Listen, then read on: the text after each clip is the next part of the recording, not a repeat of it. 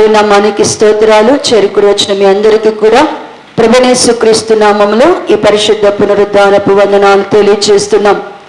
దేవుని యొక్క వాక్య భాగమును కొంచెంసేపు ధ్యానం చేసుకున్నాం.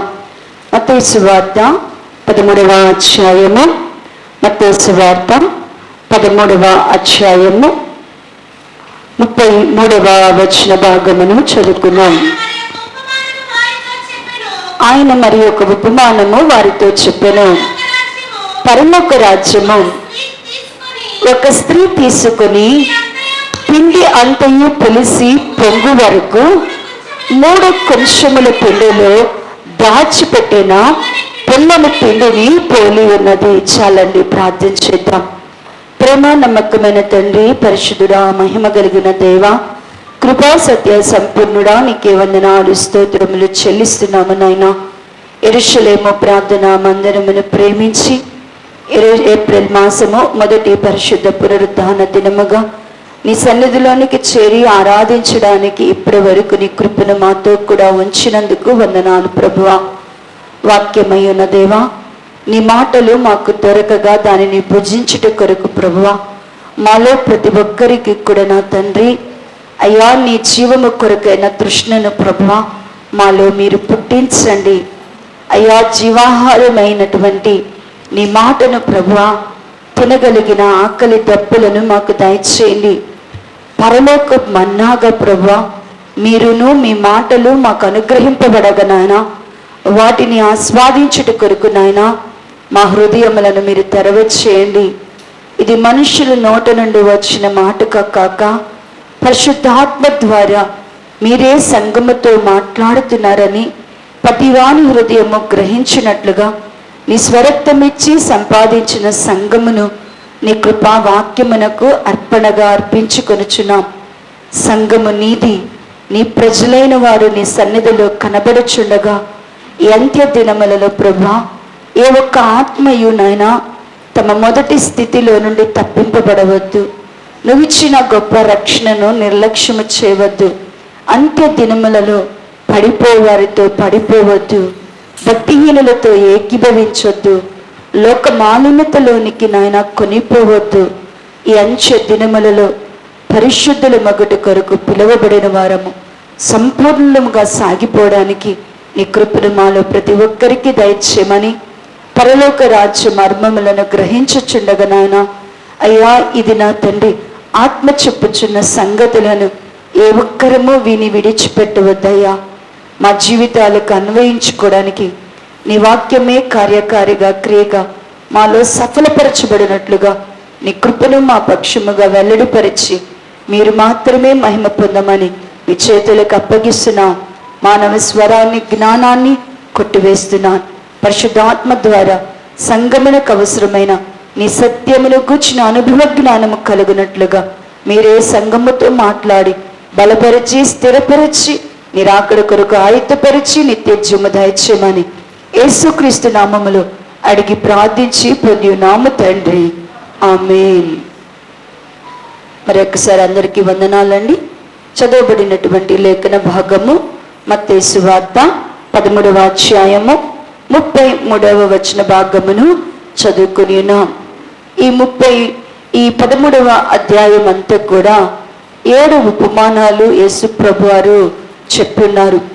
ఆ ఉపమానాలన్నీ కూడా దేని గురించి చెప్పబడి ఉన్నాయంటే పరలోక రాజ్యములో ఎవరు ఉండబోతున్నారు, పరలోక రాజ్యములోనికి వెళ్ళే వాళ్ళ యొక్క అనుభవాలు ఎలా ఉంటాయి, ఒక వ్యక్తిగా నువ్వు పరలోక రాజ్యానికి వెళ్ళాలి అంటే నువ్వు ఏమి సాధించాలా, నువ్వు ఏమి స్వతంత్రించుకోవాలా అనే విషయాలను 7 ఉపమానాల ద్వారా పరిశుద్ధాత్మ దేవుడు వ్రాయించి పెట్టి ఉన్నారు.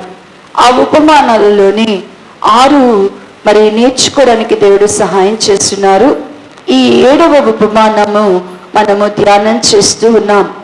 ఏమిటి ఇది అంటే కనుక మరి పరలోక రాజ్యము అనేది, పరలోక రాజ్యములో అసలు ఎవరు ఉంటారు, పరలోక రాజ్యములోనికి వెళ్ళేవారు, పరలోక రాజ్యములో ఉండబోయేటువంటి వారు ఎలాంటి ఆత్మీయ అభివృద్ధి కలిగి ఉంటారో ఇక్కడ వ్రాయబడి ఉన్నది. ఎవరు పరలోక రాజ్యములో మరి వృద్ధిలో పరలోక రాజ్యంలో దేవుని యొక్క మహిమ ఎదుట నిలబడతారు అంటే ఇక్కడ రాస్తూ అంటున్నాడు కదా. పరలోక రాజ్యము ఎలా ఉంటది అంటే కనుక, ఒక స్త్రీ 3 కొంచెముల యొక్క పిండిని పిసికి దాన్ని పులయబెట్టినప్పుడు అది 3 కొంచెలే, కానీ అది ఆమె చేతిలో అది మలచబడినప్పుడు, పులియబెట్టబడినప్పుడు అది అనేకులకు విస్తారమైన ఆహారముగా, గొప్ప పిండి ముద్దగా అది వృద్ధి పొందడము అనేది మరి కనబడుతుంది. అలాగనే దేవుని పిల్లలమైనటువంటి మనము కూడా, మనము కుంచుడి పిండి వంటి వారమే, గుప్పిడి పిండి వంటి వారమే, 3 కొంచాల పిండి వంటి వారమే. నువ్వు దేనికి పనికి రావు, పనికి రాని వాడు అనుకుంటున్నావు, కానీ నీవు దేవుని చేతిలో పులియబడినప్పుడు, నువ్వు దేవుని చేతిలో మరి పాత్రగా నువ్వు కప్పబడినప్పుడు ఖచ్చితంగా నీ ద్వారా అనేకులను నువ్వేం చేయగలవంటే దేవుని రాజ్యములోనికి నడిపించగలవు.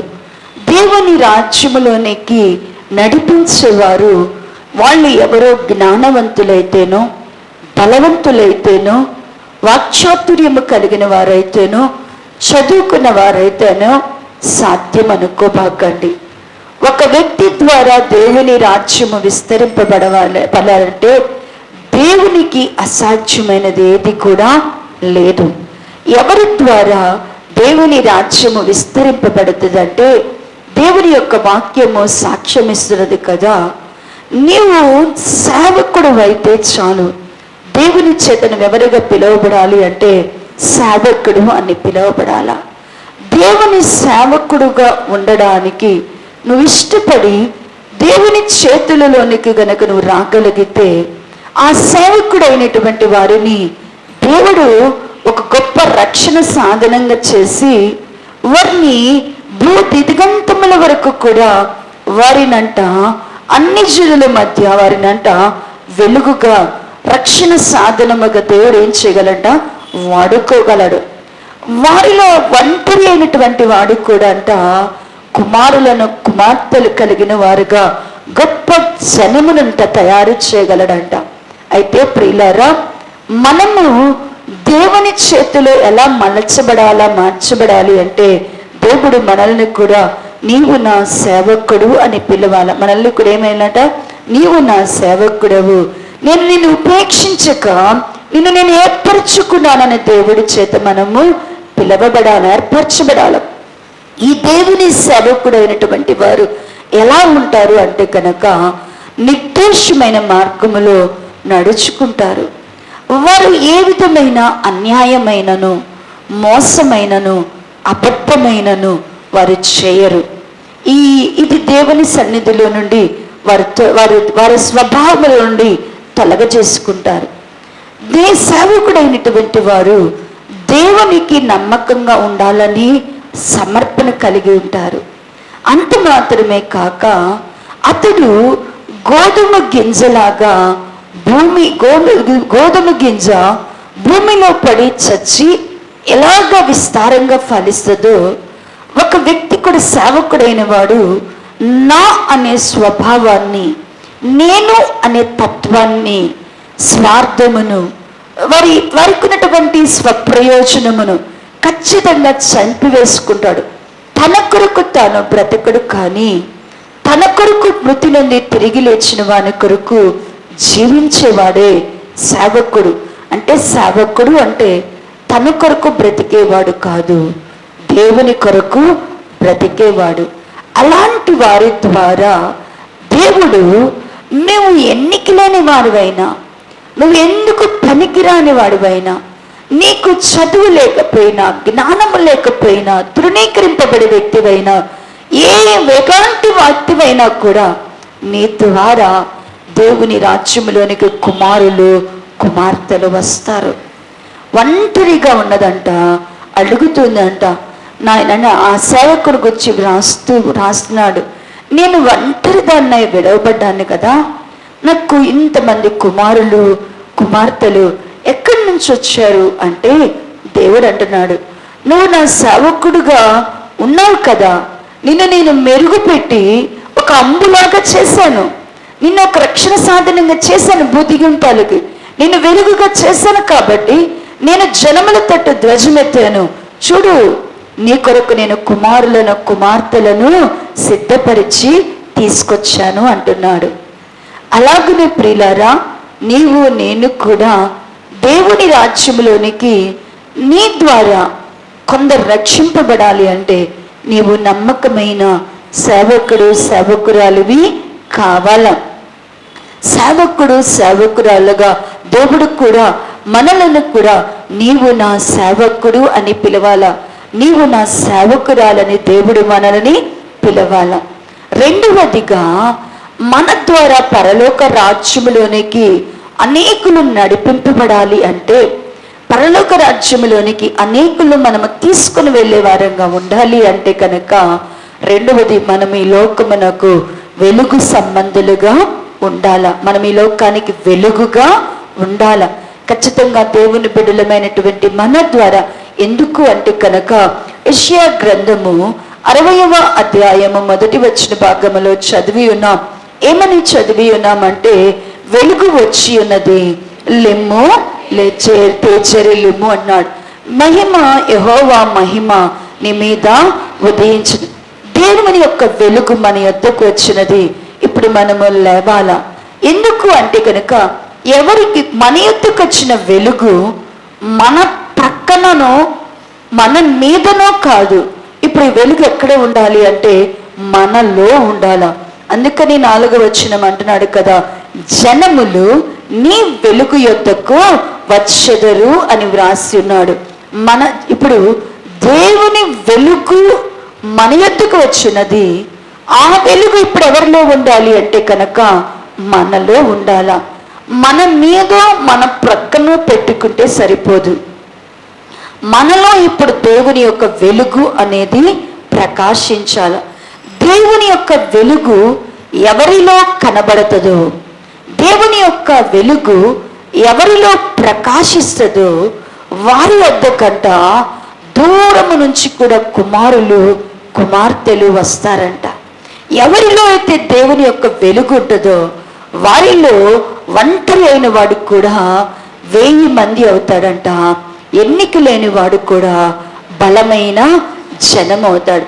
ప్రియ దేవుని పిల్లలారా, నీవు ఒక బలమైన జనాంగమును దేవుని రాజ్యము కొరకు సంపాదించుకోవాలి అంటే మనం అనుకుంటుంటున్నాం, నేను ఒక్క ఆత్మని కూడా దేవుని దగ్గరికి నడిపించలేకపోతున్నాను, ఒక్క ఆత్మ కూడా నన్ను బట్టి మారు మనసు పొందట్లేదు, అయ్యో నేను దేవుని ఎంతో ప్రార్థన చేస్తున్నాను, నా భర్త పిల్లలకు కూడా ఏమవ్వటలేదు, ఇంకా దేవునిలో నిలిచి ఉండటం లేదు, అయ్యో నా తల్లిదండ్రుల కొరకు నా స్వజనము కొరకు నేను ఎంతో కన్నీరు విడుస్తున్నాను, అయినా వారు మారటలేదు, ఏంటి కారణము? దేవుడు నా ప్రార్థన త్రోసివేశాడా, నన్ను త్రోసివేశాడా? మరి ఎందుకు కారణము? ఎందుకు వాళ్ళు మారటలేదు? ఎందుకు వారు పరలోక రాజ్యంలోనికి చేరాలనే కదా నా ఆశ, నా ఆసక్తి అని నువ్వంటే, పరలోక రాజ్యంలోనికి వారు రావాలన్నా, కొందరిని నీ వెలగని జనులను కూడా నిన్ను బట్టి పరలోక రాజ్యానికి చేరాలి అన్నా, నీవు ఖచ్చితంగా నీలో దేవుడు ఏమి చూడాలా, జనములు ఏమి చూడాలా, జనములు నీలో ఏం చూడాలి అంటే కనుక దేవుడు నీకు ఇచ్చినటువంటి వెలుగు నీలో ప్రకాశించాల. ఆ వెలుగు నీలో ప్రకాశించితేనే జనములు నీ వద్దకు రాగలరు, తీసుకురాబడతారని దేవుని వాక్యము సాక్ష్యమిస్తుంది. ఆ వెలుగు నీలో ఎప్పుడు కనబడుతుంది. వెలుగు కలిగిన వారిని వెలుగు సంబంధులు అంటారు. ఎవరిలో వెలుగు ఉంటుందో వారిని ఏమంటారంటే వెలుగు సంబంధులు అంటారు. ఇంకా దాని యొక్క పర్యాయ అర్థం ఏముంది అంటే వెలుగు కుమారులు అని అంటారు.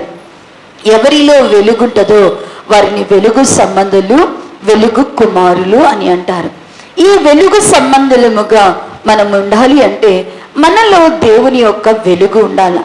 ఎవరిలోనికి దేవుని వెలుగు ప్రకాశిస్తుంది, ఎవరిలో దేవుని వెలుగు కనబడుతుంది అంటే జీవపు వెలుగైన యేసు ప్రభుని ఎవరైతే విశ్వసిస్తారో, ఎవరైతే దేవునిని యేసు ప్రభు వారిని ఈ లోకానికి వెలుగుగా వచ్చారని నమ్మి ఆయనలో జీవపు వెలుగునదని నమ్మి యేసు ప్రభుని ఎవరైతే విశ్వసిస్తారో ఆయనలో జీవపు వెలుగునదని, అది కావాలని ఎవరైతే ఆయనని విశ్వసిస్తారో వారిలోకి ఏమొస్తుంది అంటేనంట, దేవుడు వెలుగును పంపుతారంట. యేసు ప్రభునందు విశ్వాసము వలన మనము వెలుగును పొందుకోగలుగుతాం. రెండవది, దేవుని వెలుగు మనలో ప్రకాశించాలి అంటే, దేవుని యొక్క వెలుగు మనలో కనపరచబడాలి అంటే, మనలో ఉన్న చీకటి ఏమవ్వాలి అంటే పారద్రోలబడాల. మనలో ఉన్న చీకటిని మనము తొలగించుకోవాల. ఆ చీకటి ఏంటి అంటే దుష్క్రియలు, దుష్కార్యములు, చెడు కార్యములు. ఏదైతే మనలో చెడు క్రియలు ఉన్నాయో, దుష్కార్యములు ఉన్నాయో, ఏదైతే దుష్క్రియలను మనము లోపట దాచిపెట్టుకొని ఒప్పుకొనకుండా విడిచిపెట్టకుండా ఉంటున్నామో, దేవుని యొక్క వెలుగు రావాలి అంటే ఆ వెలుగు నీ యొద్దకు వచ్చినది, అది నీ మీదే ఉన్నది, కానీ అది నీలోకి రావటలా. నీ యొద్ద ఉన్న వెలుగు నీలోకి రాకపోవడానికి ఏమిటి కారణం అంటే, నీవు పాపమును, చెడుకతనమును, చెడు క్రియను, దుష్కార్యమును, దుష్టత్వమును నీ హృదయంలో ఏం చేసావు అంటే దాచిపెట్టావు, దాన్ని విడిచిపెట్టలేదు. ఎప్పుడైతే నువ్వు వెలుగు యొద్దకు వచ్చి, ప్రభువా నేను ఈ యొక్క చెడుతనము చేశాను, నాలో ఈ చెడు క్రియ ఉన్నది, నేను దీన్ని విడిచిపెడతాను ప్రభువా అని నువ్వు ఎప్పుడైతే, జక్కయ్య ఎలాగున యేసు ప్రభువారు, జక్కయ్య పాపి అయిన మనిషి, అన్యాయస్తుడైన మనిషి, చెడ్డవాడని ఎరుకు వాళ్ళంతా కూడా జక్కయ్య పేరు వింటే అందరూ కూడా ఎవరైనా మంచి సాక్ష్యం చెప్పారు ఆ ఊర్లో వాళ్ళు? జక్కయ్యకి ఏమైనా ఊర్లో ఏమైనా మంచి సాక్ష్యం ఉందా? అందరూ అన్యాయస్తుడు, దుర్మార్గుడు, దోచుకునేవాడు, ఇంత చెడ్డవాడింటికి యేసు ప్రభువారు వెళ్తున్నాడు చూడండి అనుకుంటున్నారంట. ఆ దుర్మార్గుడు, ఆ చెడు క్రియ చేసేవాడు, ఆ అన్యాయస్తుడు, ఆ అక్రమస్తుడు ఎప్పుడైతే యేసును ఇంటికి చేర్చుకున్నాడో, యేసు ఎప్పుడైతే జక్కయ్య యొద్దకు వచ్చేసాడో, జక్కయ్య వెలుగు దగ్గరికి రాగానే జక్కయ్యని ఏమైనా ప్రేరేపిస్తున్నాడు, ఒప్పుకోని పాపాలు నా దగ్గర ఒప్పుకోని యేసయ్యమని అంటున్నాడా? జక్కయ్య నీ దోషాలు నేను అన్ని బయట పెట్టేస్తాను, నువ్వు ఒప్పుకోకపోతే నరకానికి వెళ్తావని అని చెప్తున్నాడా? చెప్పలేదు. వెలుగు దగ్గరికి వచ్చేసాడు, హృదయం తెరవబడింది, నోరు మాట్లాడుతున్నది, అయ్యా నేను ఎవరికి అన్యాయం చేశాను, నేనేమీ దోచుకున్నాను, నేనే పాపం చేశాను, అవన్నీ కూడా నేను ఏం చేస్తానంటున్నాడు, సరిచేసుకుంటాను.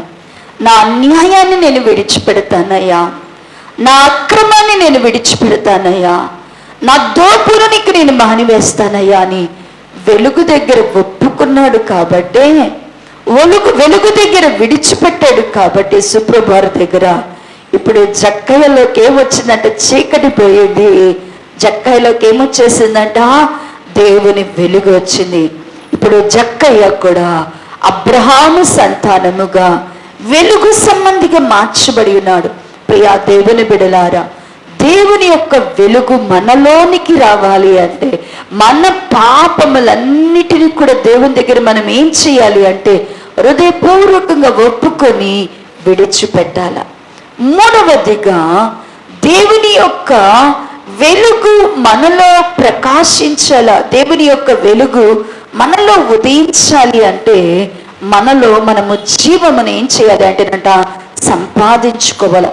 దేవుని బిడ్డలు దేవుని దగ్గరకు వచ్చి ఏమి అడగాల, ఏమి సంపాదించుకోవాలి అంటే కనుక జీవమును మనం ఏం చేయాలా, సంపాదించుకోవాలా. ఈ జీవము అనేది ఎవరి దగ్గర ఉన్నది అంటే కనుక, జీవం ఎక్కడ ఉన్నది అంటే కనుక యేసు ప్రభు వారి దగ్గరే, యేసు ప్రభు వారిలోనే జీవమున్నది. ఆ జీవము చూడండి, దేవుని యొక్క వాక్యము యోహాను సువార్త 1వ అధ్యాయము, యోహాను సువార్త 1వ అధ్యాయము, యోహాను సువార్త 1వ అధ్యాయము 4వ వచన భాగమును చదివితే, ఆయనలో జీవముండెను, ఆ జీవము మనుష్యులకు వెలుగై ఉండను. ఆయనలో ఏముంది అంట? యేసుప్రభు వారిలో ఏముంది? జీవము. ఆ జీవము మనలోనికి వస్తేనే మనకు అదేమవుతుందంట? మనలో ఆయన జీవము లేకుండా మనలో వెలుగు ప్రకాశిస్తుందా? మనలో వెలుగు కనబడుతుందా? కనబడదు. ఆయన జీవం మనలో ఎప్పుడు వస్తుందో అప్పుడు మనలో జనములు ఏం చూస్తారంట? వెలుగును చూస్తారంట. ఆయన జీవము మనలో లేకుండా మనం ఎప్పటికీ వెలుగు సంబంధులము కాలేము. ఆయన జీవమును మనం సంపాదించుకోగలుగుతాం? ఆయన జీవము మనలోనికి ఎప్పుడు వస్తుంది? 2 విషయాలను మీకు జ్ఞాపకం చేశాను గడిచిన వారం. ఆయన జీవము మనకి ఎప్పుడు వస్తుంది అంటే, ఎవరైతే యేసుక్రీస్తు ప్రభువారి యొక్క మరణ పునరుద్ధానములో పాలివారై ఉంటారు. అంటే బాప్తిసము అనేది దేనికి సాదృశ్యముగా ఉన్నది అంటే, యేసుక్రీస్తు యొక్క మరణములో అలాగునే ఆయన పునరుద్ధానికి సాదృశ్యమైనదే బాప్తిసము. అంటే ప్రియులారా, యేసయ్య జీవాన్ని నువ్వు సంపాదించుకోవాలంటే నువ్వు పాపముల విషయములో యేసు ప్రభు వారితో కూడా నువ్వు చనిపోవాలా. యేసుక్రీస్తు ప్రభు వారితో కూడా నువ్వు ఏ విషయంలో సమానుభవం కలిగి ఉండాలా? నీలో ఉన్న పాపములన్నిటినీ, నీలో ఉన్న దోషములన్నిటినీ, నీలో ఉన్న అపరాధములన్నిటి విషయంలో నువ్వేమైపోవాలా? యేసయ్య దగ్గర ఏమైపోవాలా? చచ్చిపోవాలా. ఎప్పుడైతే నీలో ఉన్న పాపములు, అపరాధములు, దోషములు యేసులో చనిపోతావో, యేసులో చచ్చిపోతావో, యేసయ్య మరణములో నీకు ఐక్యత ఉంటుంది. యేసయ్య మరణములు ఎవరిలో పాపము చచ్చిపోద్దో, ఎవరిలో పాపము అనేది మృతమైపోతుందో, ఎవరిలో పాపం అనేది మరి కనబడకుండా మరుగైపోతుందో, ఎవరిలో పాపము చచ్చిపోతుందో వారిలోనికి పునరుద్ధానం వస్తుందంట. ఆ పునరుద్ధానం ఎలా వస్తుంది అంటేనంట, ఆయన నూతన జీవముతో వస్తుందంట. ఎవరిలో పాపము చనిపోతుందో వారిలోనికి వచ్చేటువంటి పునరుద్ధానం ఏంటంట? నూతన జీవము. నీకు జీవము కావాలి అంటే, నీలోనికి జీవము రావాలి అంటే, పాపం విషయంలో చనిపోయి ప్రభు కొరకు బ్రతికే వారిలో, ప్రభు కొరకు జీవించే వారిలో నూతన జీవం అనేది వస్తుంది. రెండవదిగా జీవము రావాలి అంటే, క్రీస్తుతో కూడా లేపబడిన నీవు పైనున్న వాటిని ఏం చేయాలి అంటేనట? వెదకాల. క్రీస్తుతో కూడా లేపబడిన నీవు పైనున్న వాటిని వెదకాల. అక్కడి వెదకాలి, కానీ భూ సంబంధమైన వాటి మీద ఏం చేయకూడదంటే నీవు మనసు పెట్టకూడదు. ఎప్పుడైతే నువ్వు పై వాటిని వెతుకుతూ భూ సంబంధమైన వాటి మీద మనసును తొలగి చేసుకుంటావో అప్పుడు దేవుడు నీకు ఇచ్చిన జీవము అనేది నీలో ప్రత్యక్షపరచబడుతుంది. యేసయ్య జీవము నీకు కావాలి అంటే, యేసయ్య జీవము నీలో కనబడాల. యేసయ్య జీవము నీలో ఎప్పుడు ఉంటుందో అప్పుడు లోకానికి నువ్వు ఎలా ఉంటావు అంటే గనక వెలుగుగా ఉంటావు. జనములలో నీలో ఏం చూస్తారు అంటే కనుక దేవుడు నీకు ఇచ్చిన వెలుగును చూస్తారు. ఆ వెలుగు నీలో ఎలా ప్రత్యక్షపడతబడుతుందంటే, నువ్వెప్పుడైతే పైనున్న వాటిని వెతుకుచు భూ సంబంధమైన వాటి మీద నువ్వేం చేయాలి అంటే కనుక నీ మనస్సును తొలగ చేసుకోవాలి. చాలా మంది మనస్సు ఎక్కడ నిలిచిపోయి ఉంటుంది అంటే కనుక భూ సంబంధమైన వాటి మీదే నిలిచిపోయి ఉంటుంది. సొదొమ గొమొర్రాలను దేవుడు నాశనము చేయబోతున్నాడు. సొదొమ గొమొర్రాలు నాశనం అవబోతున్నాయి. సొదొమ గొమొర్రాలు నశించిపోబోతున్నాయి. దేవుడు సొదొమ గొమొర్రాలోనికి అగ్నిని కృమ్మరించబోతున్నాడు. 3 దేవదూతలుగా త్రిత్వమైన దేవుడు ఆ పట్టణంలోనికి వెళ్ళారు. సౌలుని ఎదుర్కొన్నాడు. సౌలుతో చెప్తున్నాడు, ఓ సౌలా, ఇది సారీ అండి, లోతుని ఎదుర్కొన్నాడు. ఓ లోత, దేవుడు ఈ పట్టణాన్ని అగ్ని చేత కాల్చివేయబడుతున్నాడు. త్వరగా వెళ్ళి నీ భార్యా బిడ్డలను నీ కలిగిన వారిని తీసుకొని ఈ ఊరు దాటి బయటికి వెళ్ళిపోమన్నాడు. వెళ్ళిపోమంటే అక్కడున్నటువంటి లోతు తన భార్యకి చెప్పాడు. భార్యతో అంటున్నాడు, అమ్మ త్వరగా నీ యొక్క కుమార్తెలను ఈ ఊరిలో నుంచి బయటికి వెళ్దామని చెప్పు. అల్లుళ్ళకు కూడా కబురు చేద్దాం. ఎందుకంటే దేవుడు ఈ పట్టణాన్ని నాశనం చేయబోతున్నాడు. దేవుడు ఈ పట్టణాన్ని అగ్నితో కాల్చివేయబోతున్నాడు. మనం త్వరగా ఈ పట్టణంలో నుంచి బయటికి వెళ్ళిపోవాలా. దేవదూతలు బయటే ఉన్నారు, త్వరపడుతున్నారు, పదండి అన్నప్పుడు మరి వాళ్ళు తడువు చేస్తున్నారట. కుమార్తెలు అల్లుళ్ళు తడువు చేస్తున్నారట. భార్య అంట వెళ్దాం వెళ్దాం ఇంకొద్దిగా అంటూ ఉందంట. ఎలా అయితే మీ సమయం వచ్చేసింది, అగ్ని దిగిపోతుంది, దేవదూతలేనంట వారు చేతులు పట్టుకునంట ఆ సొదొమరుల నుంచి అంట బయటికి లాక్కుని వెళ్తున్నారంట. పరిగెత్తిస్తుంటేనంట మరంట వెనుతట్టు చూడొద్దని చెప్తున్నారంట దేవదూతలు. మీరు దయచేసి ఆ పట్టణం వైపు చూడొద్దు. దేవుడు అగ్ని దిగిరాబోతున్నా ఆ పట్టణం వైపు మీరు చూడొద్దు. మీరు చూస్తే మీరు ముందుకు సాగలేరని చెప్తున్నప్పుడంట మరి లోతు పరిగెత్తుతున్నాడు ముందు వైపు చూస్తూ. దేవుడు చూపించే పట్టణాన్ని చూస్తూ పరిగెత్తుతున్నాడు.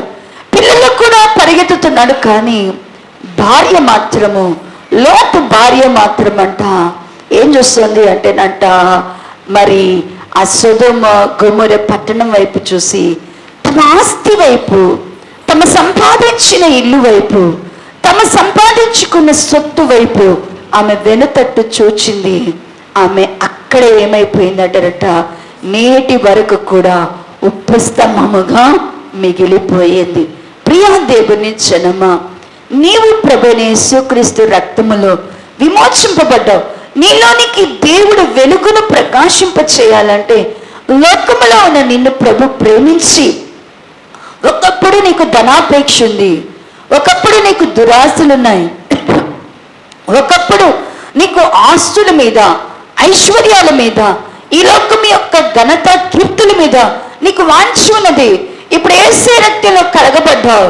ఇప్పుడు నీకు దేని మీద మనసున్నది? ఒకప్పుడు ధనము మీద ఉంది, ఇప్పుడు ధనం వైపే చూస్తున్నావా?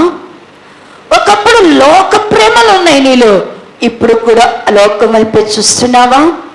ఒకప్పుడు నీకు దురాశలు ఉన్నాయి, ఇప్పుడు అవే ఉన్నాయా? ఒకప్పుడు నీకు ఆస్తులైనా, ధనబంగారాలైనా, సుఖభోగాలన్నా వాంఛ ఉన్నాయి, ఇప్పుడు నీ మనసు దాని మీదే ఉందా? ఎక్కడ ఉన్నది నీ మనస్సు? ఒకవేళ నువ్వు నీ మనస్సు వాటి మీదే ఉంటే నీలోకి ఏమి రాదు? ధనం అన్నాడు కదా దేవుడు. మనము ధనము విస్తరించడము వలన అది మన జీవమునకు ఏమాత్రము కూడా అంటే అది సాధనము కాదు ప్రియులారా. అందుకని నీ మనస్సులో ఒకవేళ ధనాపేక్ష ఉంటే, నీ మనస్సులో ఈ లోకపు ఆస్తిపాస్తుల ఎడల మనస్సుంటే, ఈ లోకముల సుఖభోగముల మీద నీ మనస్సు ఉంటే దయతో తొలగ చేసుకో. అలాంటి మనస్సు కలిగిన వారిలో ఏమీ ఉండదు అంటే దేవుని యొక్క జీవం ఉండదు. జీవము లేకపోతే మనలోనికి ఏమి రాదంట? వెలుగు రాదు. నీవు ఒక వెలుగుని నువ్వు సంపాదించుకోవాలా. ఆ వెలుగు ఎలా వస్తుందంటే యేసయ్య నీకు ఇచ్చే జీవముతో వస్తుంది. ఆ జీవాన్ని ఇంకా ఆ జీవము మనకు ఎలా కలుగుతున్నది అంటే కనుక చూడండి, సామెతల గ్రంథము 8వ అధ్యాయము, సామెతల గ్రంథము 8వ అధ్యాయం, సామెతల గ్రంథము 8వ అధ్యాయము, సామెతల గ్రంథము 8వ 537వ పేజీ, 5వ అధ్యాయము 34వ వచ్చిన భాగము, 35వ వచ్చిన భాగము చదవలేదు. 537వ పేజీ, 8వ అధ్యాయం 34, 35 వచ్చిన భాగం. అనుదినము నా గడప యొద్ద కనిపెట్టుకొని, నా ద్వార బంధముల యొద్ద కాచుకొని, నా ఉపదేశము వినువారు ధన్యులు. నన్ను కనుగొనవాడు జీవమును కనుగొనును, యెహోవా కటాక్షము వానికి కలుగును. జీవము కావాలా? జీవాన్ని మనం కనుగొనాలి అంటే ఏం చేయాలని దేవుని వాక్యం సాధిస్తుంది అంటే, మనం సంపాదించుకునే జీవములోనే మనకేమి దాచబడి ఉందంట? మనం సంపాదించుకునే జీవం ఎందుకు సంపాదించుకోవాలా? ఆయన యొక్క వెలుగు మనలో ప్రకాశించాలంటే మనకేం కావాలా? ఇప్పుడు దేవుని వెలుగు నీలో కనబడాలంటే నీకేం కావాలో? దేవునిచ్చే జీవము. ఆ జీవం ఎలా సంపాదించుకోవాలంట? ఇక్కడ అంటున్నాడు కదా, అనుదినము నా గడప యొద్ద కనిపెట్టుకొని, నా ద్వారబంధముల యొద్ద కాచుకొని నా ఉపదేశము వినువారు ధన్యులు. నన్ను కనుగొనేవాడు జీవమును కనుగొనను. జీవము ఎలా మనకు అనుగ్రహింపబడుతుంది అంటేనంట, దేవుని బిడ్డలకు ప్రతిరోజు దేవునితో ఏముండాలి అంటే కనుక సహవాసం ఉండాల. అనుదినము కూడా దేవుని పిల్లలు ఎక్కడ ఉండడం నేర్చుకోవాలి అంటే, అనుదినము నా గడప యొద్ద కనిపెట్టుకొని ఆయన యొక్క ద్వారబంధముల దగ్గర మనం ఏమవ్వాలి అంటేనట కాచుకోవాలంట. దేవుని పిల్లలకు ఎవరిలోనికి దేవుడు జీవాన్ని, ఎవరికి జీవాన్ని సంపాదిస్తాడు అంటే గనక అందరికీ జీవం కనుగొంటారా, అందరికీ జీవము దొరికిద్దా అంటే కాదు సుమా. నీవు అనుదినము ఆయన గడప దగ్గర కూర్చోడం నేర్చుకోవాలా. ఆయన ద్వారబంధముల దగ్గర కూర్చొని ఆయన నీతో ఏం మాట్లాడతాడు, ఆయన ఉపదేశము కొరకు కనుక నువ్వు కనిపెడితేనంట దేవుని యొక్క జీవాన్నంట నువ్వేం చేస్తావు అంటేనంట కనుక్కుంటావంట. ప్రియా దేవుని బిడ్డలారా, నీ జీవితంలో భక్తి అనేది, సహవాసం అనేది, చాలా మందికి దేవునితో సహవాసం ఉండటల్లా ఈ రోజుల్లో. సహవాసము అనేది ఎలా అయిపోయిందంటే, లేస్తే చిన్న ప్రార్థన, పడుకుంటే చిన్న ప్రార్థనతోనే అయిపోయింది. అది కాదు ప్రియులారా, ప్రతిరోజు కూడా నువ్వు కొంచెం సేపు ఆయన పాదాల దగ్గర కూర్చోడు నేర్చుకోవాలా. మరియా అంట ఎప్పుడు కూడా ఆమె ఎవరి దగ్గర కూర్చుందంట, మరియా అంట యేసయ్య పాదాల దగ్గర కూర్చుందంట. యేసయ్య తన సహోదరికి చెప్తున్నాడు, ఆమె సహోదరి మార్తేమోనంట విస్తారమైనటువంటి పనులు పెట్టుకొని అంట తొందరపడుతుందంట. ఏంటి అంటే కనుక దేవుడంటే యేసయ్య అంటే ఇష్టము, యేసయ్య ఆరాధన అంటే ఇష్టము, ప్రార్థన అంటే ఇష్టము, యేసయ్య అంటే బహుగా ఇష్టము మార్తకి. మార్తే అసలు ఇంటికి తీసుకొచ్చింది ఎవరు అంటే కనుక మరియ కంటే ముందు ఎవరు తీసుకొచ్చారంటే పోయి మార్తే తెచ్చిందంట.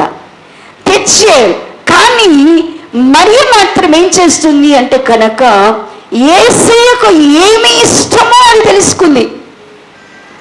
యేసయ్యకి ఏమి ఇష్టమో అంటే ఆయన పాదాలు ఎదుట కూర్చొని ఆయన చెప్పే మాటలు, దేవుని పిల్లలు ఆయన దొరుకు కాలం అందే, ఆయన మనకు సమీపముగా ఉన్నప్పుడే మనం ఏం చేయాలి అంటే కనుక ఆయన నీతో నాతో ఏం మాట్లాడతాడో అవన్నీ వినేయాల. అవన్నీ వింటేనే రేపటి దినమందున రాబోయే శోధనే కానీ రాబోయే పరిస్థితులను నువ్వు ఎదుర్కోవాలి అంటే మరియతో దేవుడు మాట్లాడుతున్నాడు. తల్లి అయినటువంటి యేసుక్రీస్తు ప్రభువు తల్లి అయిన మరియతో మాట్లాడుతున్నాడంట.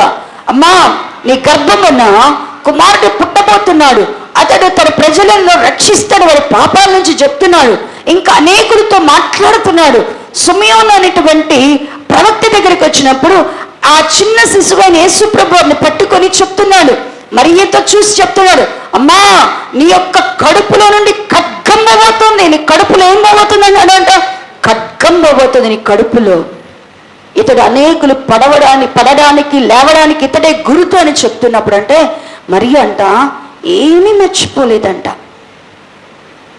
మరియ గర్భముతో యేసు ప్రభువారు ఉన్నప్పుడు ఎలిజబెత్ ప్రవచించింది, జకరియా గారు ప్రవచించారు, పరిశుద్ధాత్మ ద్వారా యోహాను గారు చెప్తున్నారు. ఇవన్నిటిని కూడా అమ్మంట హృదయంలో ఏం చేసుకుంటుందంట, భద్రం చేసుకుంది. యేసు ప్రభు వారిని సిలువ వేస్తున్నప్పుడు, యేసు ప్రభు వారిని సిలువకు అప్పగిస్తున్నప్పుడు ఆమె గుర్తుపెట్టింది ఏమని అంటే కనుక, నా ప్రభువు నాతో చెప్పాడు, ఇవన్నీ ప్రభు నాకు ముందుగానే చెప్పాడు, ఇవన్నీ ప్రభు ముందుగానే నాకు సూచించాడు. అందుకనే అందరి స్త్రీలాగా యేసు ప్రభువుని చూస్తూ ఏడుస్తుంది, కానీ ఒక్కరి దగ్గరికైనా వెళ్ళి ఇది తప్పించండి అని అడుగుతుందా? అడగటల్లా. ఎందుకు? ఆమెకి తెలుసు ఏమి సంభవించబోతున్నదో. ఈ రోజున నీవు ప్రభు దగ్గరకు వచ్చావు, నువ్వెందుకు జీవాన్ని సంపాదించుకోవాలి, ఎందుకు జీవము నీకు కావాలి అంటే నీ జీవితంలో దేవుని ఉపదేశం ఉంటే, నీ జీవితంలో దేవుడి మాట ఉంటే, నీ జీవితంలో దేవుని యొక్క జీవము నీలో ఉంటే రేపటి శోధన కాలములో, అపాయకరమైన కాలములో, మోసపరుచు కాలములో, అబద్ధ బోధకులు, అబద్ధ ప్రవక్తలు వచ్చే కాలములో క్రీస్తు విరోధి బయలు వచ్చే కాలంలో నీలో ఉన్న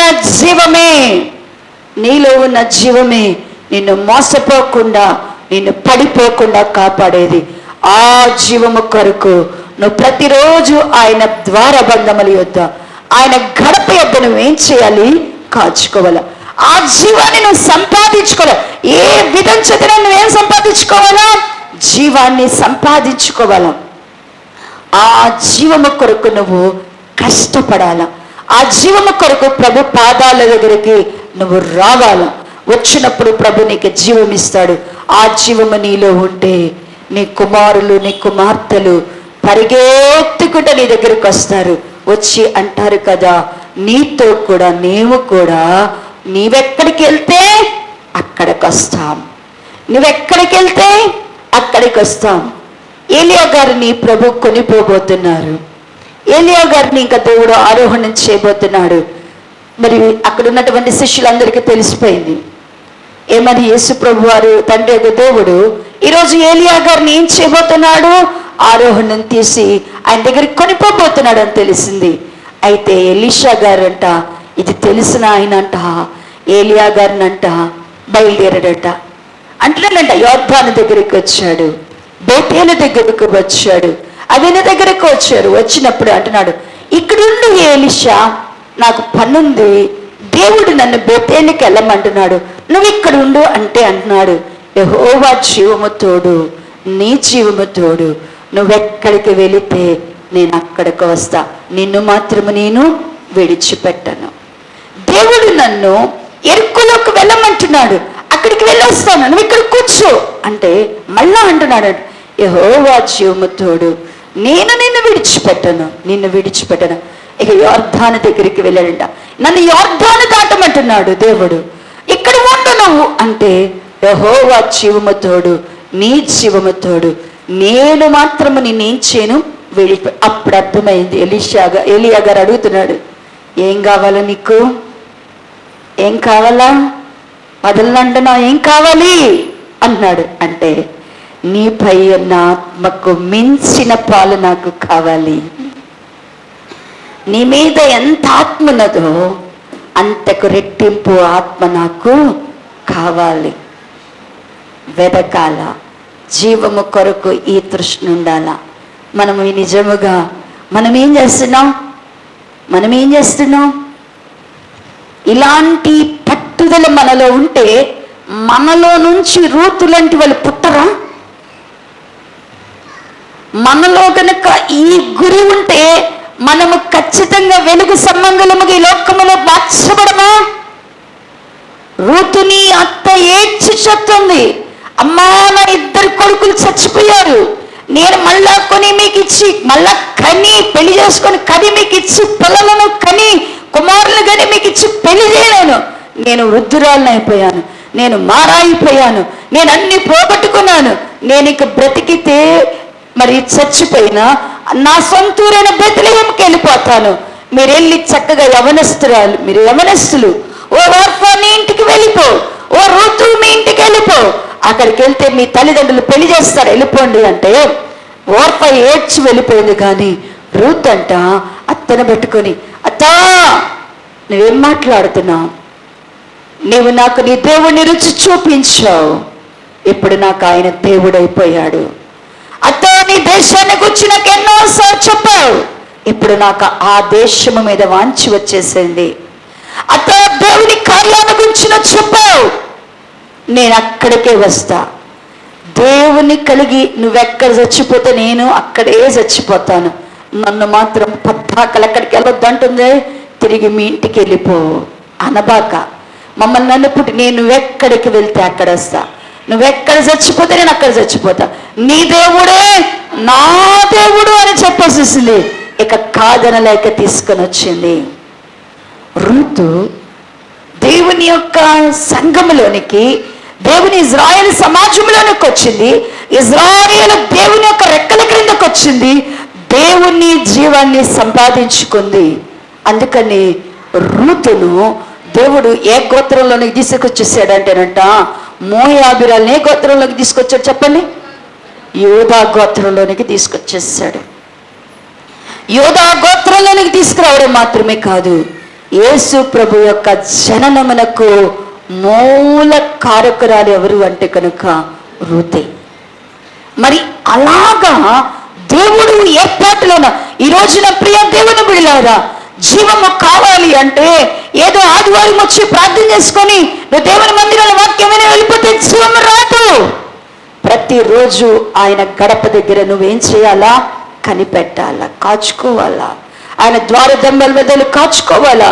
ఆ జీవమును సంపాదించుకునే వరకు కూడా, ఆ జీవాన్ని నువ్వు కనుగొనే వరకు కూడా. చూడండి, మొదటి యోహాను పత్రిక మొదటి అధ్యాయము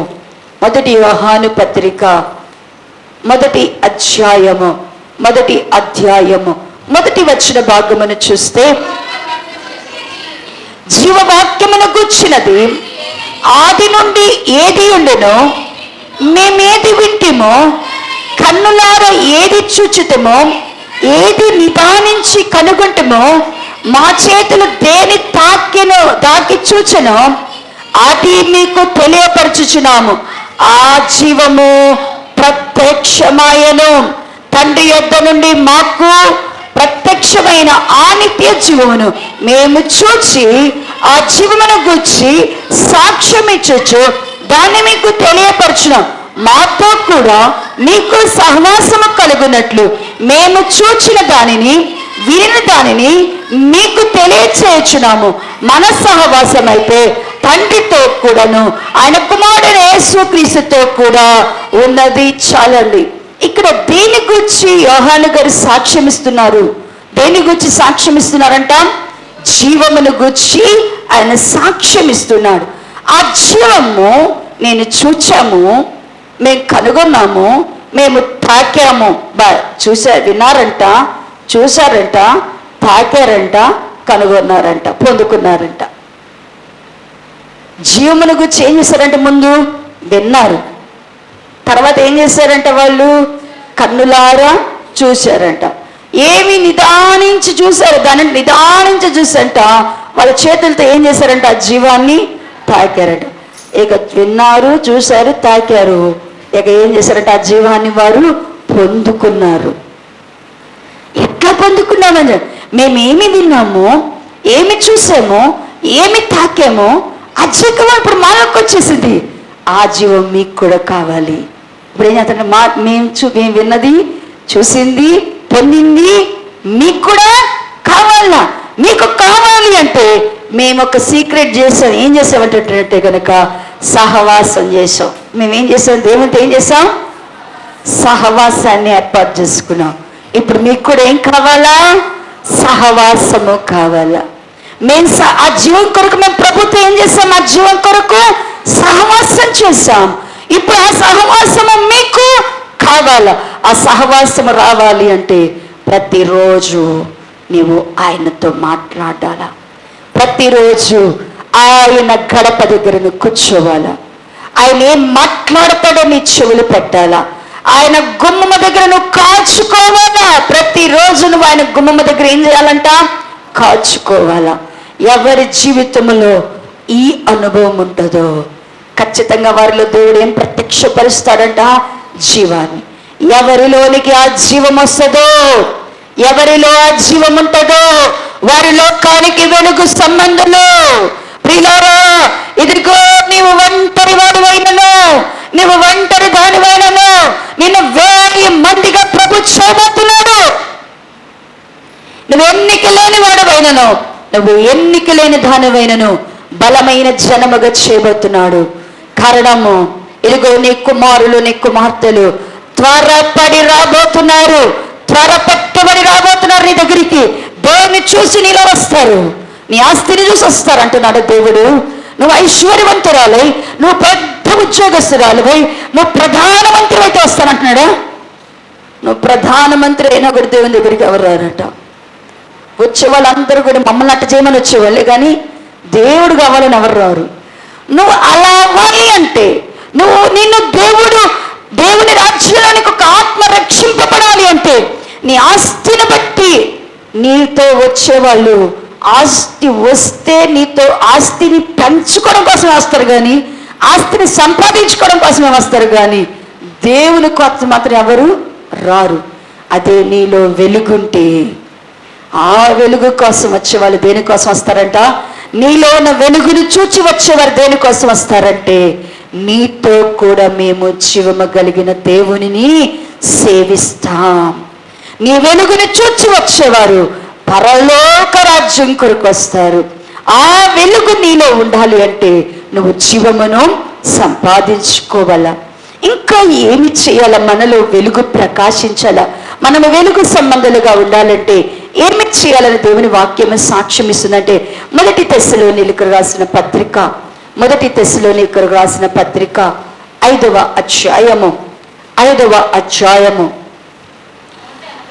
187వ పేజీ 5వ వచన భాగము 5వ అధ్యాయము 5వ వచన భాగము నుండి చదవండి. మీరందరూ వెలుగు సంబంధులను పగటి సంబంధులనై ఉన్నారు. మనము రాత్రి వారము కాము, చీకటి వారము కాము. కావున ఇతరుల వలె నిద్రపోక మెలకుగా ఉండి మత్తులము కాక ఎందువు. నిద్రపోవారు రాత్రి వేళ నిద్రపోవుదురు, మత్తుగా ఉండేవారు రాత్రి వేళ మత్తుగా ఉందరు. మనము పగటి వారమై ఉన్నాము కనుక మత్తులమై ఉండక విశ్వాస ప్రేమలను కవచమును, రక్షణ నిరీక్షణను శిరస్త్రాణమును ధరించుకొనము. చాలండి. వెలుగు సంబంధులైన వారముగా మనం ఉండాలా. మనలో దేవుని యొక్క వెలుగు ప్రకాశించాలి అంటే మనకి ఒక కవచము కావాలి అంట, శిరస్త్రాణం కావాలంట. మన వెలుగు సంబంధులుగా ఉండాలంటే ఖచ్చితంగా దేవుడు మన మీద ఏం పెట్టాలంటే, మనకేమి ఇవ్వాలంటే బహుమానంగా ఒక కవచాన్ని సంపాదించుకోవాలా. రెండోది ఏం సంపాదించుకోవాలంట? శిరస్త్రాణాన్ని సంపాదించుకోవాలంట. ఏంటి దేవుని పిల్లలకు దేవుడిచ్చే కవచం ఏంటి? దేవుడిచ్చేటువంటి కవచం అంటే వెలుగు సంబంధాల దగ్గరంట ఒక కవచాన్ని వారు ధరించుకొని ఉంటారంట. ఏంటి ఆ కవచం అంటే, విశ్వాస ప్రేమలను కవచముగా. దేవుని పిల్లలకు కవచం ఏంటి అంట? ప్రియ దేవుని పిల్లలమైన మనము, దేవుని వద్దకు వచ్చిన మనము జ్ఞాపకం చేసుకోవాలి. నీ దగ్గర ఏ కవచం ఉండాలంట? విశ్వాసము ప్రేమ అనేది నీకు ఎప్పుడు కూడా ఏముండాలంట? కవచం. విశ్వాసము ప్రేమ. విశ్వాసములో ఏముండాలంట? ప్రేమ. విశ్వాసం అంట ఎప్పుడు ఒంటిగా ఉండదంట. చాలా మందికి ఈ సత్యం తెలియట్లా. చాలా మందికి అంట విశ్వాసం ఎప్పుడు ఒంటిగా ఉంటదేమో అనుకోబాకండి. విశ్వాసం అంట ఎప్పుడు ఒంటరిగా ఉండదంట. విశ్వాసం అంట ఎప్పుడు కూడా ఒంటిగా ఉంటుందంట.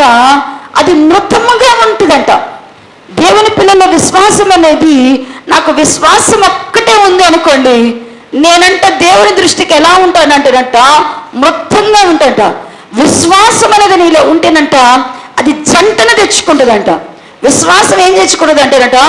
తోడును తెచ్చుకుంటుందంట. ఏం తోడు తెచ్చుకుంటుంది అంటేనంట? విశ్వాసం అంట విశ్వాసమును ప్రేమను తెచ్చుకుంటుందంట. ఏం తెచ్చుకుంటుందంట? విశ్వాసం ఏం తెచ్చుకుంటుందంట? విశ్వాసం ఉంది అంటే గనక ఖచ్చితంగా ఆ వ్యక్తిలో ఇంకొక స్వభావం కూడా వచ్చేస్తుందంట. విశ్వాసము కలిగిన వారిలో ప్రేమ ఉంటుందంట. ఇంకా అంటాడు, యాకోబు రాస్తాడు, విశ్వాసము క్రియతో ఉంటుందంట. ఎప్పుడు విశ్వాసం అనేది ఎట్టక్రి ప్రత్యక్షపరచబడింది అంటేనంట విశ్వాసం ఒంటిగా ఉన్నదంట. అది ఏం చేస్తుందంట? విశ్వాసము నిశ్చేత దేవునికి అనుకూలమైన క్రియను జరిగిస్తుందంట. అందుకనే ప్రియులారా, మనలో దేవుని యొక్క వెలుగు ప్రకాశించాలి అంటే, దేవుని యొక్క వెలుగు కనబడాలి అంటే మనలో విశ్వాస ప్రేమలు ఎప్పుడు కూడా ఎలా ఉండాలంటే మనకి కవచముగా ఉండాలి. నీకు కవచం ఏంటి? నీకు కవచం ఏంటంట? విశ్వాస ప్రేమలు. ఒట్టి విశ్వాసం అనబాకండి. విశ్వాసం ఎప్పుడు ఒంటిగా ఉన్నా కూడా ఎట్టంటదంట? విశ్వాసం ఒంటిగా ఉంటే మృతమే. విశ్వాసము క్రియతో ఉండాలా.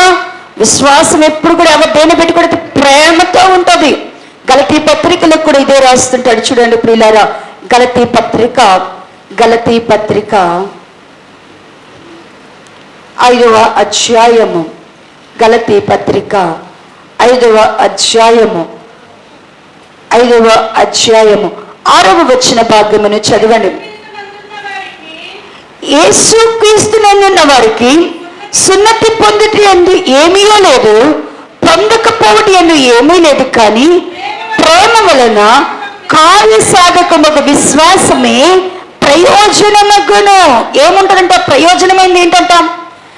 ప్రేమ ఉంది అంటే ప్రేమ దేన్ని కలుపుకోవాలని కోరుకుంటుందంట? మన ప్రేమ విశ్వాసముతో ఉంటుందంట. విశ్వాసం ఎవరితో కలిసి ఉంటుందంట?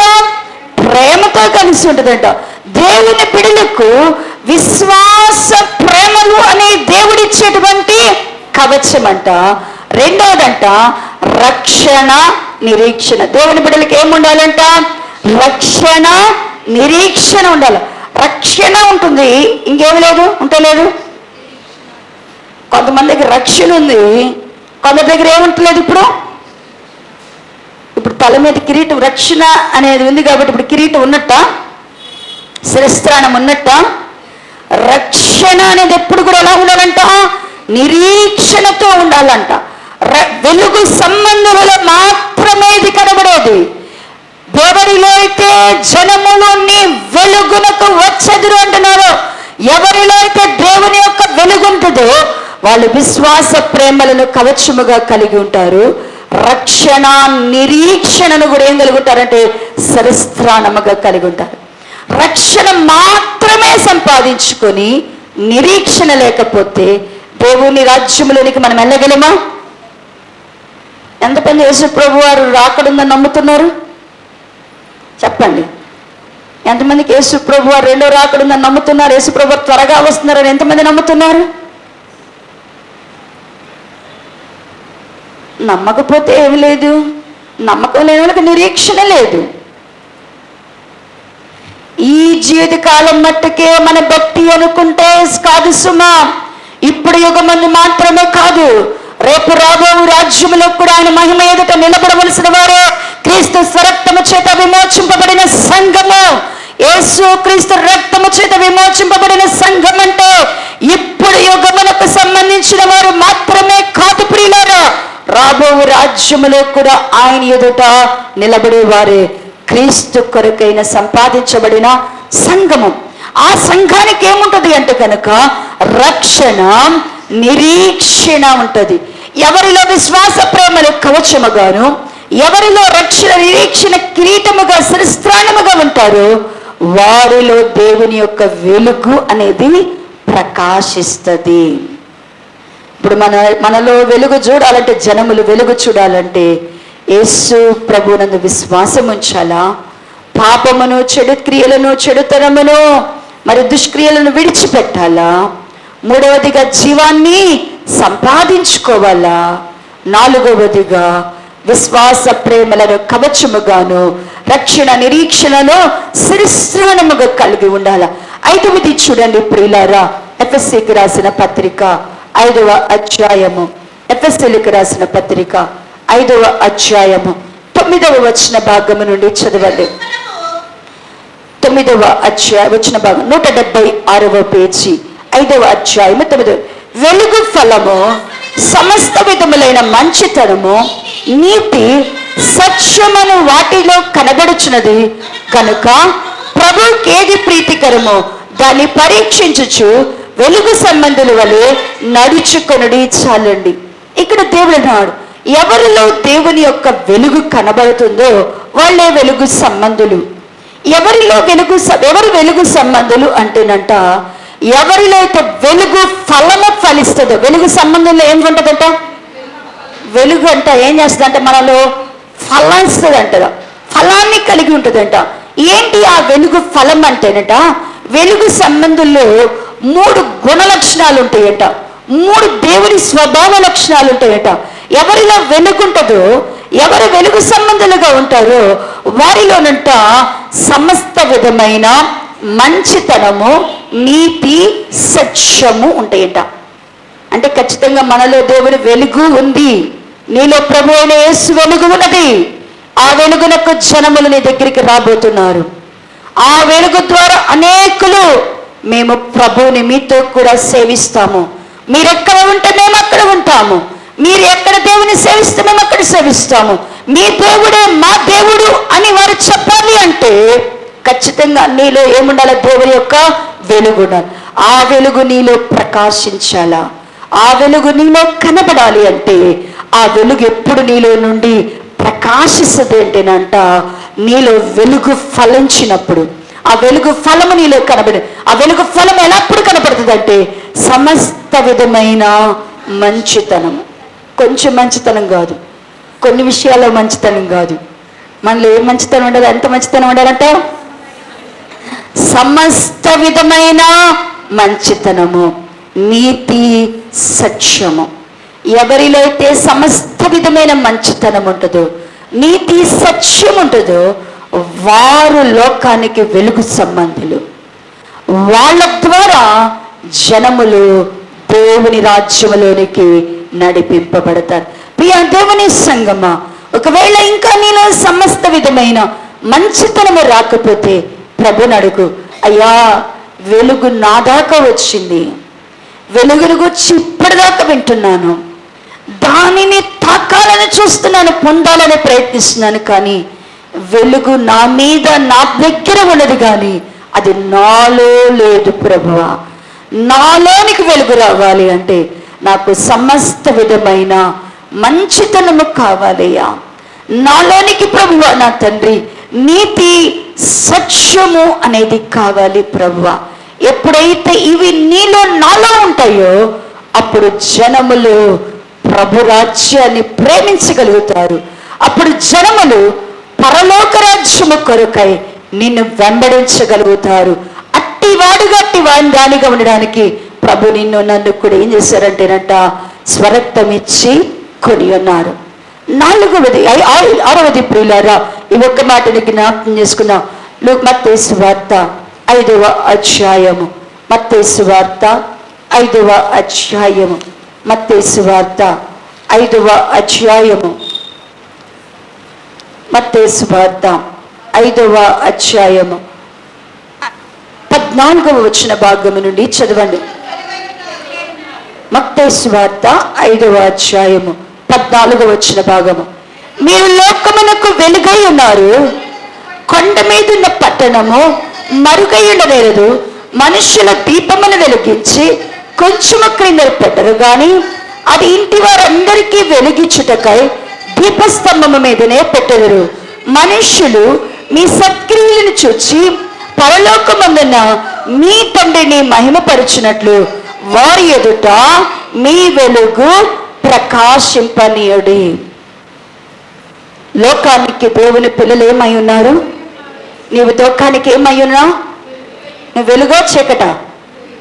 చెప్పండి. మనము వెలుగుమా చీకటమా? లోకానికి వెలుగై ఉన్నాము. లోకానికి దేవుడు మనల్ని ఎలా పిలుచుకున్నాడంట? మీరు లోకానికి వెలుగై ఉన్నారు.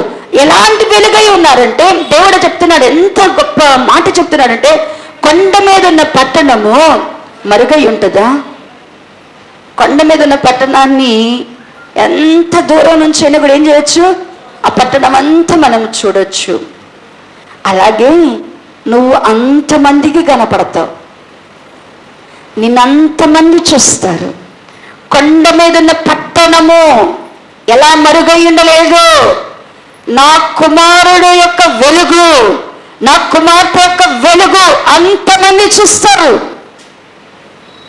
నిన్ను ఎరిగిన వారికి నువ్వు కనబడతావు, నిన్ను ఎరగని వారికి నువ్వు కనబడతావు.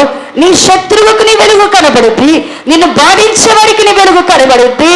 నీవు ఇంత మట్టికి చూడని వారికి కూడా నీ వెలుగు కనబడుద్ది.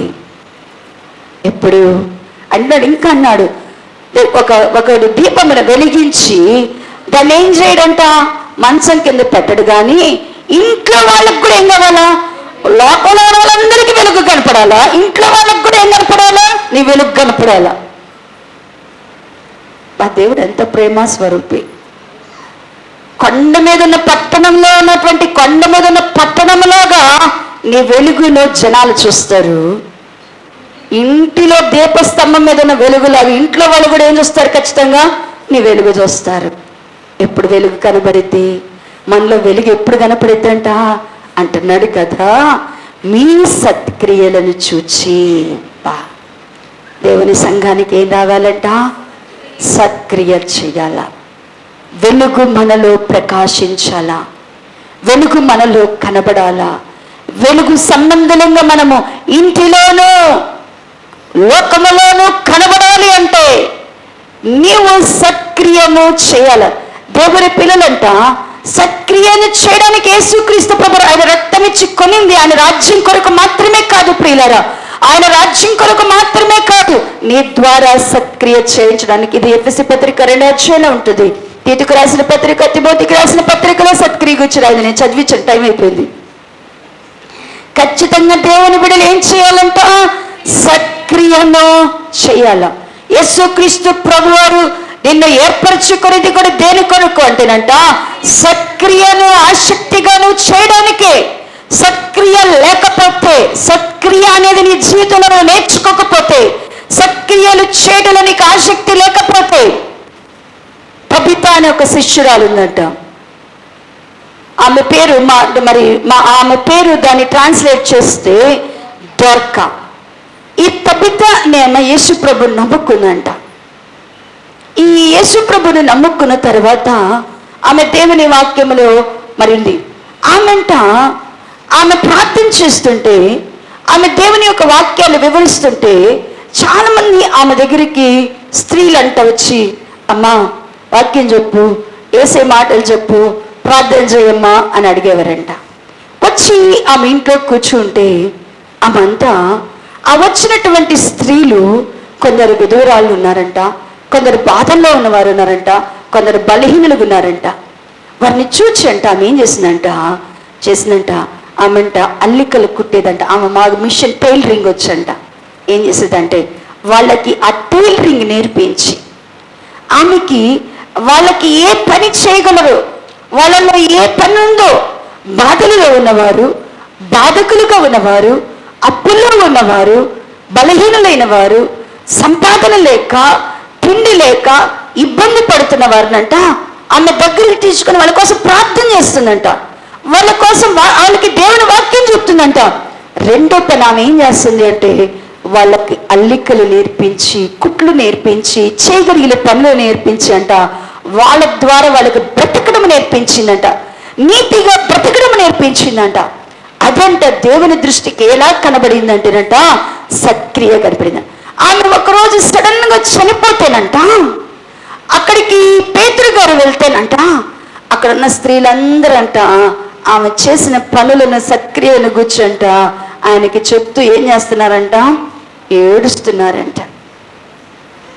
అంటే ప్రియులారా, చేయగలిగిన మేలు ఏదైతే ఉన్నదో భక్తితో పాటుగా ప్రతి ఒక్కరికి కూడా మనం ఏం చేసేవాళ్ళగా ఉండాలి అంటేనంట మేలు చేసేవాళ్ళంగా ఉండాలంట.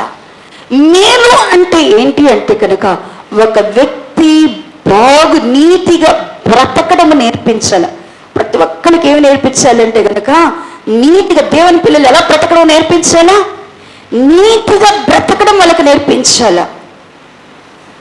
ఆ నీతిగా బ్రతకడము మనం ఎప్పుడైతే నేర్పిస్తామో, ఒక వ్యక్తి నీ దగ్గరికి వచ్చారు, వాళ్ళు ఏం చేయలేరు, దేవుని దగ్గరికి వచ్చారు, ఏడుస్తుంది పడ్డాకల, అమ్మా నా బతకట్టమ్మా, నేనట్ట బతకాలమ్మా, నేనేం చేయాలమ్మా, ఈ దేవుడు నన్ను అట్ట పోషిస్తాడంటే ఆమె ఏమి చేయగలదో నీతిగా, ఆమె ఏమి చేస్తే ఆమె నీతిగా బ్రతకగలదు, ఆమె ఎవరి దగ్గర చెయ్యి చాచకుండా ఆమె ఎట్ట బ్రతకగలదు, అతడు ఎలా బ్రతకగలడు, అతడు ఎవరి కన్నులు, ఎవరి చేతుల చుట్టూ, ఎవరి జేబుల తట్టు వారు చూడకుండా వారు ఎలా బ్రతకాలో వారికి నేర్పించి వారి నీతిగా నిలబెట్టి వారి దేవుళ్ళు స్థిరపరచడమే సత్క్రియ. డొర్కా పనిచేసిందంట. డొర్కా పనిచేసింది. నీ దగ్గరికి వచ్చిన వాళ్ళు ఒక్కలనైనా బాగు చేసావా? నీ దగ్గరికి వచ్చిన ఒక్క ఆత్మనైనా బాగు చేసావా? సోమరులు వస్తారు, అప్పుల్లో ఉన్న వాళ్ళు వస్తారు, బాధల్లో ఉన్న వారు వస్తారు. బాధలు చెప్తే ఏ ఊరు కూడా విని వెళ్ళిపోరు కదా, బాగు చేసే పని ఏం చేసావు?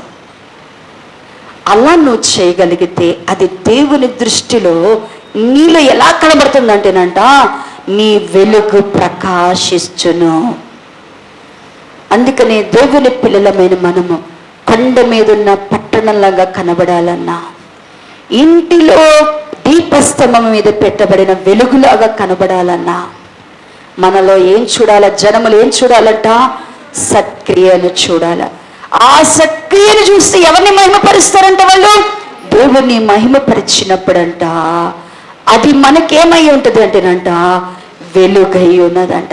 ప్రియ దేవుని బిడ్డలారా, ఈ యొక్క పరిశుద్ధ పునరుత్థాన దినమందు ఎన్నికలేని నన్ను దేవుడు బలమైన జనముగా చేయాలని, ఆయన పరలోక రాజ్యము కొరకే నీ ద్వారా నీ కుమారులు కుమార్తెలు దేవుని రాజ్యంలోనికి రాబోతున్నారు.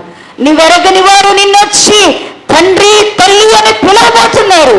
నీవెరగని వారు నీ ద్వారా దేవుని రాజ్యంలోనికి నీ చెంగు పట్టుకొని రాబోతున్నారు. అలా నువ్వు రావాలి అంటే లోకానికి నువ్వేమై ఉండాలా? జనముల యొద్ద వెలుగుగా ఉండాలా, వెలుగు సంబంధిగా ప్రకాశించాలా.